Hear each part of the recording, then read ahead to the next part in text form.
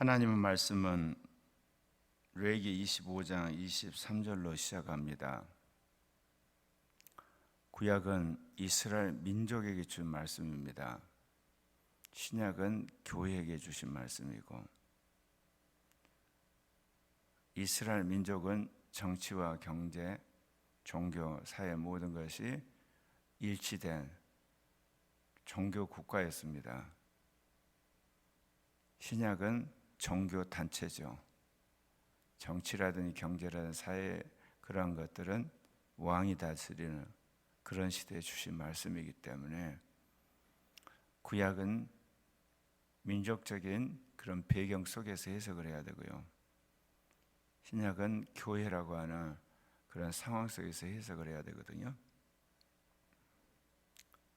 이스라엘 민족에게 주님께서 하신 그 말씀의 핵심은 제사장 나라 거룩한 민족을 만들겠다는 출애굽기에 나오는 주님의 언명에 따라서 주께서 옛 언약을 세우신 겁니다.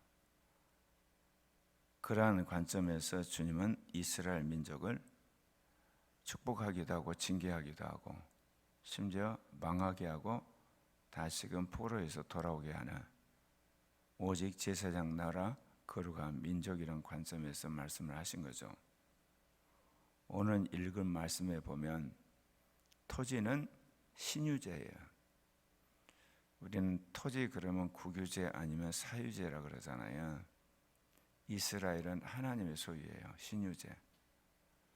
하나님의 소유이기 때문에 영구히 사고팔 수가 없습니다. 그 할 수 있는 것이 뭐냐?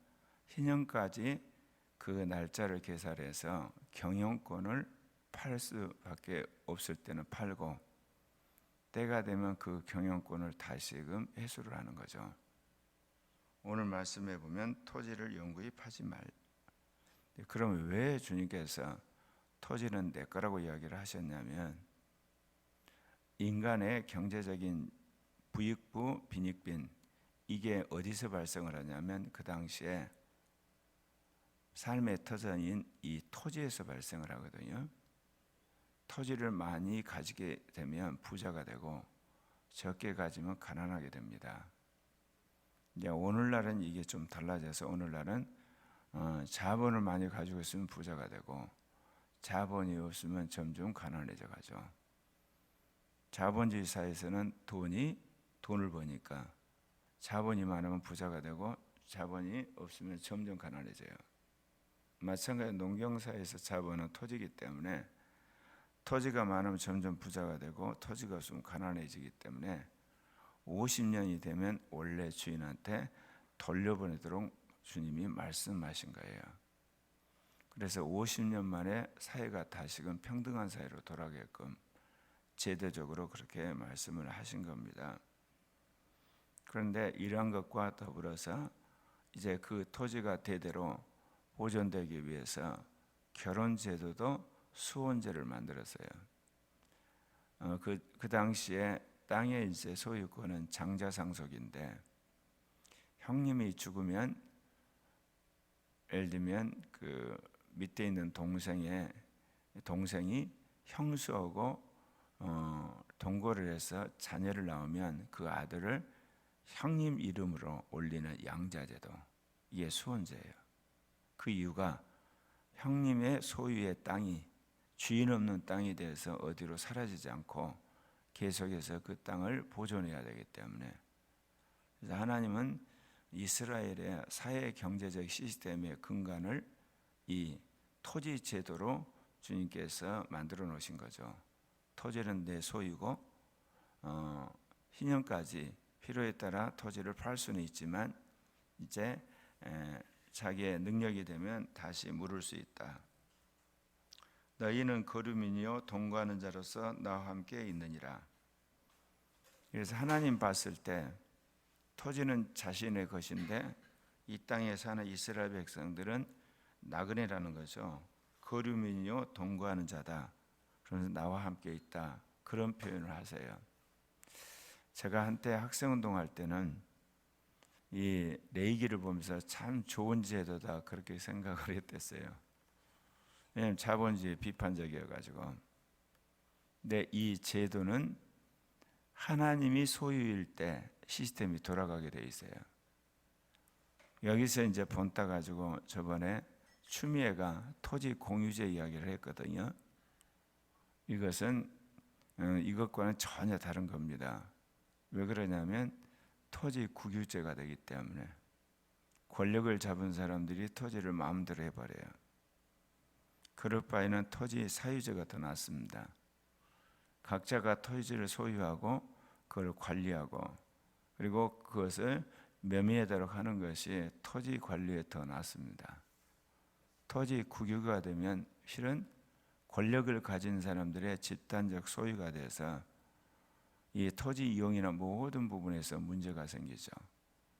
공산권에서 공해 문제라든지 이런 문제가 해결되지 않는 이유가 뭐냐? 국가가 소유하니까 어느 누구도 그 토지 관리를 하지 않아요. 그렇게 되는 거거든요. 그런데 이스라엘 민족에게는 하나님이 토지 소유자가 되는, 그렇기 때문에 이 경영권을 이제 사고 파는 거죠. 너희 기업의 온 땅에서 그 토지 무르기를 허락할지니라. 형제가 가난하여서 기업 중에 얼마를 이제 팔았어요. 그러면 그 토지 무르기를 해야 돼요. 다시 이제 되돌려오는 걸. 근데 그 순서가 그 친척 가운데 가장 가까운 사람이 우선권이 있는 겁니다. 그래서 그 돈을 주고 다시금 토지 경영권을 가져오는 거죠. 내가 주님께서 여기 말씀하신 거 보게 되면요, 그거를 물을 사람이 없으면 자신이 열심히 노동을 해서 돈을 저축한 다음에 자기가 가서 그 토지를 이제 무르는 겁니다. 그래서 경영권을 다시 가져오는 거죠. 근데 그럴 여유도 안 된다 그러면 어쩔 수 없이 신년이 될 때까지 그 토지는 다른 사람 소유의 경작지가 돼서 그 사람이 그 땅을 아마도 빌어먹어요. 희년이 딱 되게 되면 원래 소유주로 돌려줘야 됩니다. 근데 원래 소유주에게 돌려줘야 될 때 예컨대 소유주가 죽어버릴 수가 있잖아요. 그래서 수원제를 만들어 놓은 거예요. 그래서 형수가 아들이 없이 그 남편이 죽었으면 형수하고 동거를 해서 아들을 낳게 되면 그 아들의 이름을 형님의 가문의 아들로 양자를 삼아 놓으면 희년이 됐을 때 땅이 되돌려 받지 않습니까? 그러면 그 양자된 아들이 양아버지의 땅을 소유하는, 그래서 대대로 땅이 12지파 경계선에서 흐트러지지 않고 계속 이어지게 한 겁니다. 그게 이제 기업을 무른다 그런 말씀인데, 그런데 여기서 예외가 있어요. 성 안에 있는 가옥을 팔았어요. 그럼 1년 안에 물을 수 있지만 1년이 지나면 영원히 그것은 사유재산처럼 사고판 것이 돼가지고 물을 수가 없습니다. 근데 이것도 또 그렇습니다. 성 밖에 있는 가옥이 있습니다. 그것은 토지와 똑같이 물을 수 있다고 오늘 말씀하고 계십니다. 또한 네이 족속의 성읍 가운데 성읍 안에 있는 그러한 그 네인 소유의 그 집이 있지 않습니까? 그거는 언제든지 물을 수가 있어요. 그리고 레인이 여유가 없어서 못 물으면 희년에는 반드시 성읍 안에 있는 토지를 돌려줘야 됩니다. 아니, 집을 돌려줘야 됩니다. 그리고 성읍 바깥에 있는 들판은 절대로 사고 팔지 못하게 한 겁니다. 레인 거는. 왜 그러냐면 레인들은 거기서 나온 것으로 생활하면서 예루살렘의 성전에 이제 섬겨야 되고, 그리고 각 성에 있는 그런 제단을 섬겨야 되지 않습니까? 그런데 만약에 그 땅을 이제 경영권을 팔아버리면 먹을 것이 없거든요. 먹을 것이 없으면 레인들은 그 먹을 것을 찾아서 노동으로 가버리면 제사장 임무를 못해요.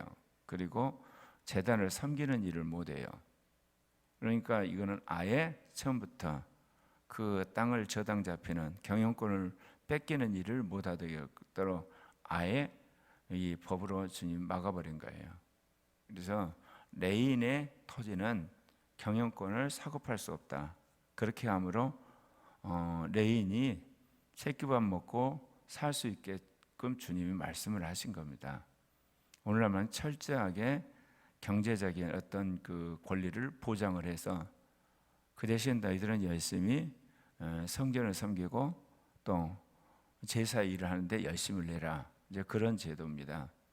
이게 이제 훗날 신약 시대에 와서 그 가톨릭의 신부들이나 수녀들이 독신을 살 때 교회가 생활 전부를 책임지게 하고, 오늘날 개신교에서 목사들의 이 생활비 책임지는 제도로 이어지고 있는 것도 이러한 제사장들에게 보장했던 가옥과 토지 소유권의 영구 소유, 이런 개념이 거기서 발원한 거죠.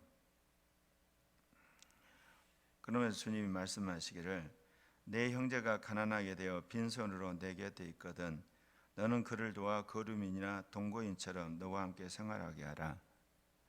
형제가 가난하게 돼서 먹을 것이 없어요. 그러면 그 형제를 도와줘서 거류민이나 동거인처럼 살게 해라. 한마디로 형제의 먹고 사는 문제를 함께 책임지는 공동체 생활을 요구를 한 겁니다. 너는 그에게 이자를 받지 말고 내 하나님을 경외하여 내 형제로 너와 함께 생활하게 하여. 이 말씀들이 그대로 이어져서 중세 가톨릭이 이런 이자들을 금했습니다. 고리대금을 금하고, 자본주의의 가장 핵심적인 것이 금융이거든요. 이자놀이를 할 수가 있어야 돼요. 그런데 중세에도 이런 것들이 있기는 있었죠. 그러나 전체적인 분위기는 이자놀이나 고리대금은 악덕업주로 비난을 받았습니다. 자본주의가 되면서 가장 먼저 발달한 직업이 금융업입니다. 근데 여기서 중세의 고리대금 차이가 있는 것은 중세에서 그 돈을 빌려줬을 때는 생활비로 빌려주지 않습니까?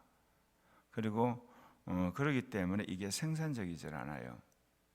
자본주의가 발달하면서 이 돈의 상당한 그 비중이 공장이라든지 이런 상업을 한다든지 무역을 하는 사람들에게 돈을 빌려주는 겁니다. 그러면 그들이 산업을 일으키고 공장을 일으켜서 이윤을 내면 그 이윤으로 이자를 갚는 거거든요. 그래서 자본주의 사회에서 그것이 건전하게 발전을 하면 항상 금융업이 제대로 시스템이 돼야 발전합니다. 그럴 때 마음껏 그 돈을 빌려다가 그 돈을 투자해서 이익을 내서 갚는 거거든요. 오늘날처럼 글로벌 시대에 엄청난 그 돈들이 필요하잖아요, 기업이. 근데 그 돈을 이제 조달하는 방식이 은행에서 돈을 빌리는 거죠. 그런데 영국 같은 나라에서 제도를 만든 게 주식회사예요. 사람들이 돈을 내고 그 돈 대신에 주식을 발행하고 그 돈 갖고 투자를 한 겁니다. 오늘날 수백 조씩 투자를 해야 하는데 그 천문학적인 것은 정부도 투자를 못 하거든요. 그런데 주식을 발행해서 그 돈을 투자하게끔 하는, 내 주식회사가 생겨지기까지는 전부 은행이 돈을 빌려줬어요. 이제 그렇게 된 겁니다.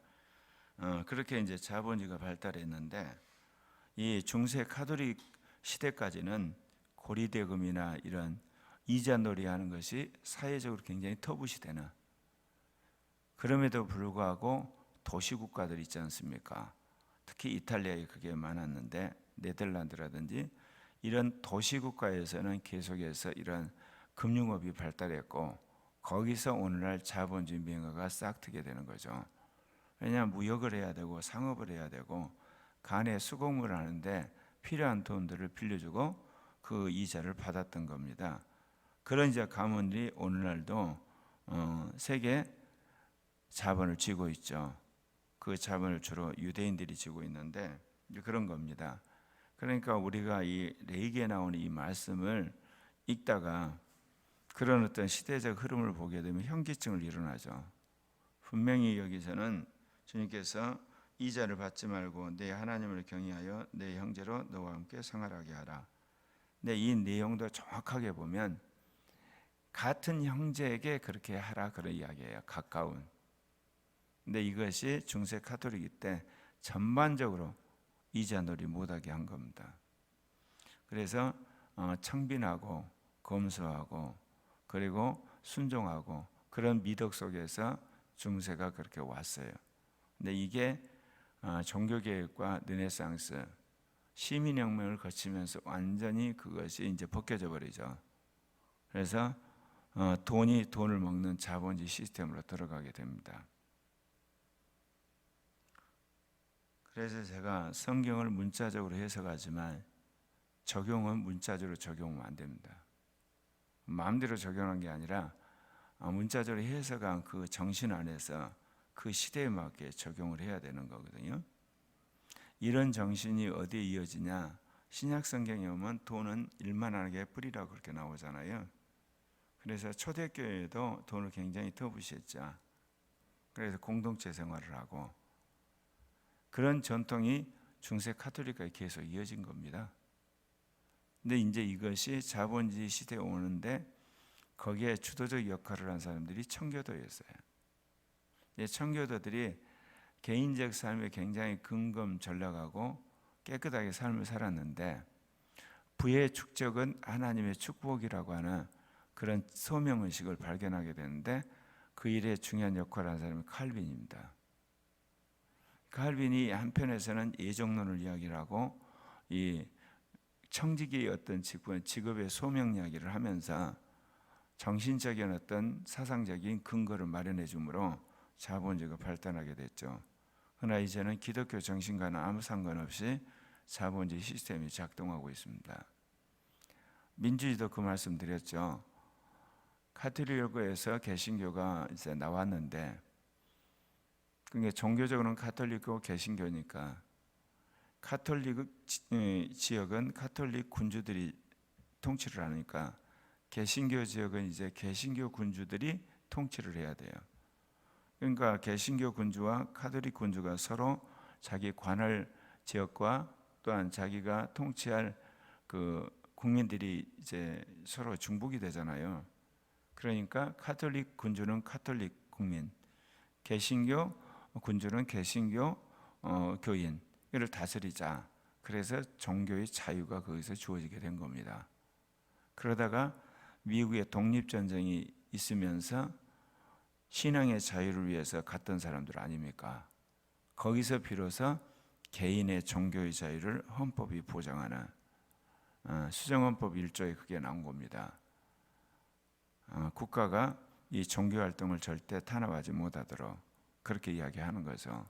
여러 교파가 미국에 들어와 있는데 어떤 교파가 권력을 잡아서 자기 교파를 독점적으로 특혜를 주면서 다른 교파를 핍박하는 것을 종교개혁 당시에 경험했거든요. 그걸 하지 말자. 그래서 인간의 자유의 획득은 종교 자유로부터 시작됐어요.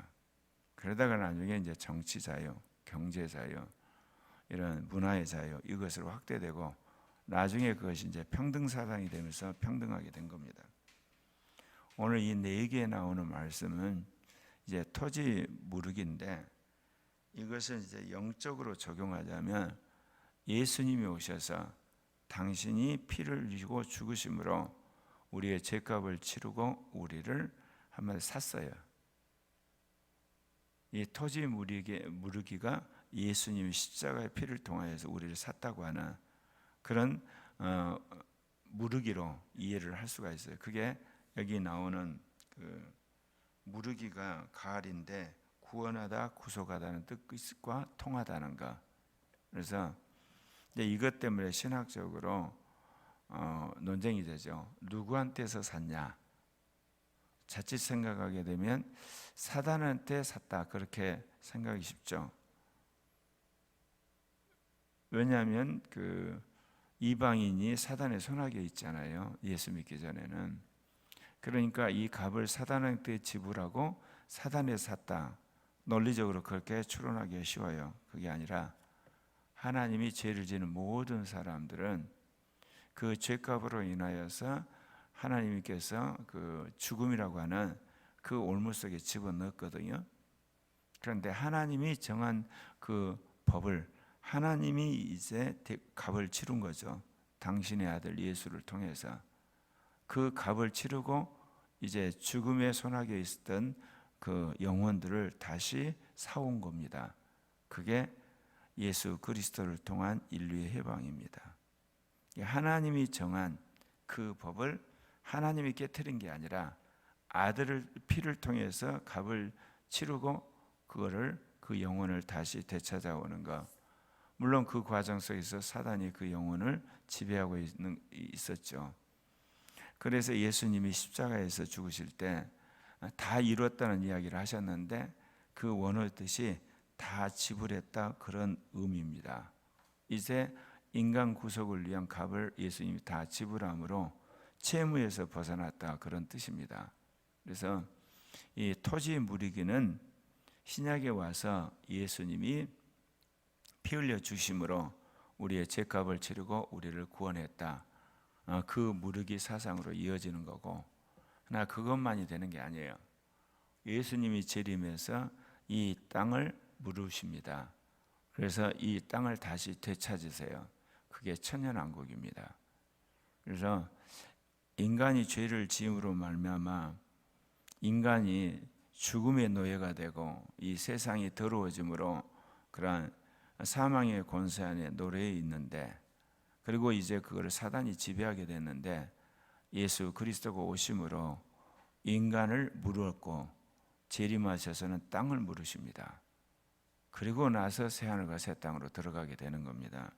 그래서 성경은 문자적으로 꼭 해석해서 그 의미와 의도를 분명히 우리가 파악을 해야 되지만 그걸 적용할 때는 성령의 도움을 받아서 성령의 명하는 바에 따라서 여러분 적용하셔야 된다는 거, 그렇습니다.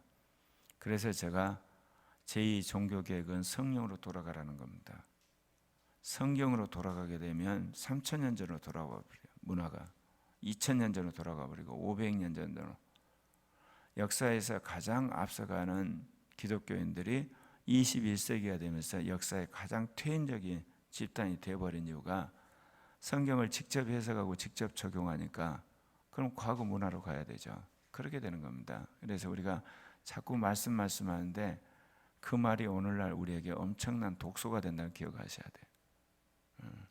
성령 안에서 그 말씀 먹으셔야 됩니다. 대표적인 게 여기 나오는 토지 무르기입니다. 기도하십시오.